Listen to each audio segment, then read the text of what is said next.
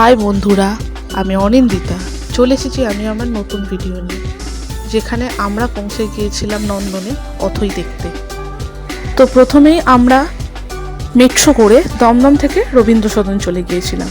তারপর ওখান থেকে পায়ে হেঁটে চলে গিয়েছিলাম নন্দন। খানিকক্ষণ চারিদিকে ফটো তোলার পর আমরা দাঁড়িয়ে পড়েছিলাম লাইনে।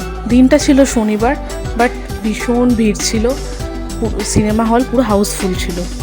তারপর এদিকে ওদিকে খানিকক্ষণ ছবি তোলার পর আমরা আলটিমেটাম পৌঁছে গিয়েছিলাম সিনেমা হলের ভিতরে অথৈ দেখতে। সিনেমা শুরুর প্রায় 2 মিনিট আগেই আমরা গিয়ে পৌঁছেছিলাম। আমরা নিয়েছিলাম ব্যালকনিতে সিট।